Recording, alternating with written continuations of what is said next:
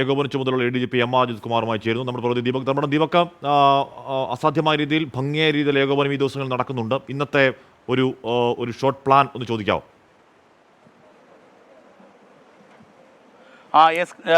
ആശ്മി, ഞാനിപ്പോൾ ഉള്ളത് ചരിത്രപരമായ പാലത്തിലാണ്. ഒരു മഹാദുരന്തത്തെ അതിജീവിക്കാൻ വേണ്ടി ഇന്ത്യൻ ആർമിക്ക് നമ്മൾ ബിഗ് സല്യൂട്ട് കൊടുക്കേണ്ട ബേലി പാലത്തിലാണ്. ഇപ്പോൾ ബേലി പാലത്തിൽ ഇന്നത്തെ ഓപ്പറേഷന്റെ ഒരു ആലോചന നടന്നുകൊണ്ടിരിക്കുന്ന ദൃശ്യങ്ങളിലേക്കാണ് നമ്മൾ പോകുന്നത്. ക്യാമറാമാൻ പ്രവീൺ ധർമ്മശാല ഒന്ന് ക്യാമറ ബാൻ ചെയ്താൽ നമുക്കിവിടെ കാണാം.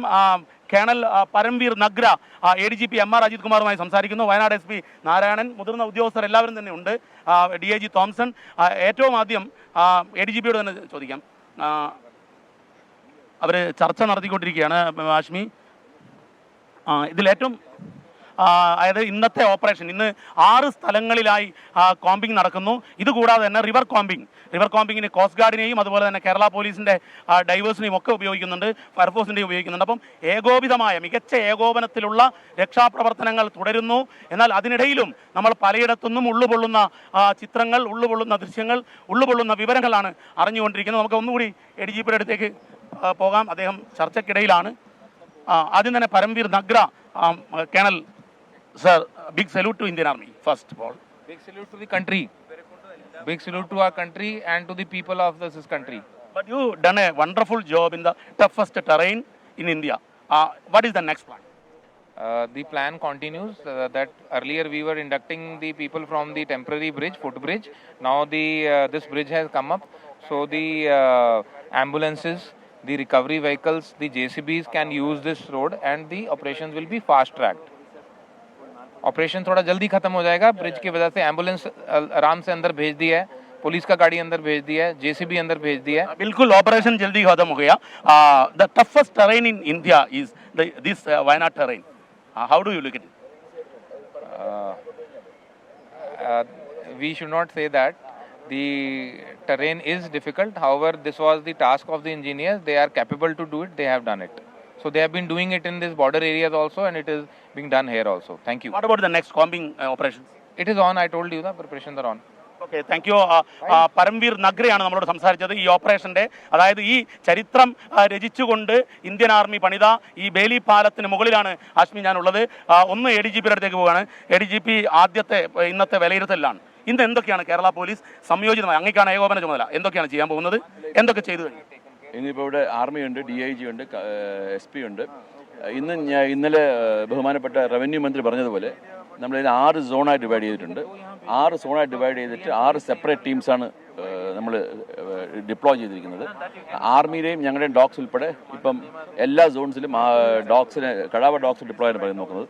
പിന്നെ മെയിനായിട്ട് നമ്മൾ ഇന്ന് അഡീഷണൽ ആയിട്ട് നോക്കുന്നത് ഇന്നലെ പ്രേക്ഷകരുടെ ഒരു വ്യക്തതയ്ക്ക് വേണ്ടിയാണ്, അറിവിന് വേണ്ടിയാണ്. കടാവർ ഡോഗ് മൃതദേഹം കണ്ടെടുക്കാനുള്ള ആർമിയുടെ ഡോഗ് അല്ലേ?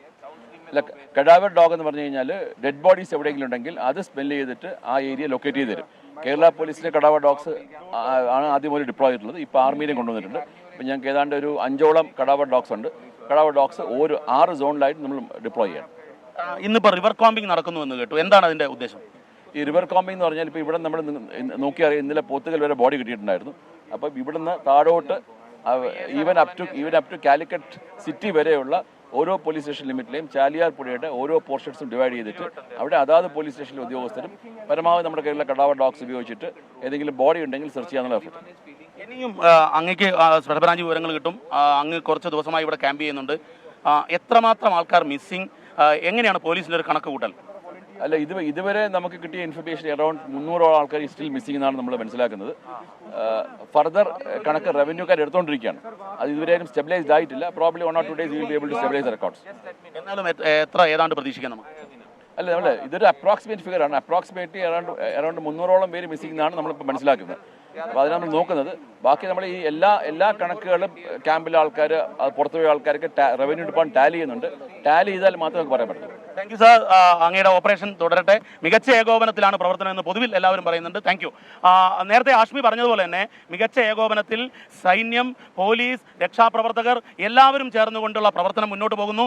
ഇത് ഞാനിപ്പോൾ നടന്നു നീങ്ങുന്നത്, നമ്മുടെ ദൃശ്യങ്ങളിൽ പ്രേക്ഷകർ കാണുന്നത് ചരിത്രം രചിച്ച ഒരു പാലമാണ്. ഒരു മഹാദുരന്തത്തെ അതിജീവിക്കും എന്ന് ഇന്ത്യൻ സേന, കേരള പോലീസ് ഒരുമിച്ച് നടത്തിയ പ്രവർത്തനത്തിന്റെ വിജയത്തിന്റെ പാതയാണ് യഥാർത്ഥത്തിൽ ഈ ബേലി പാലം. അതുകൊണ്ട് തന്നെ നമുക്ക് പറയാൻ ജസീർസ് യോഗങ്ങൾ ചേർന്നുകൊണ്ട് അവിടെ കൃത്യമായ പ്ലാൻ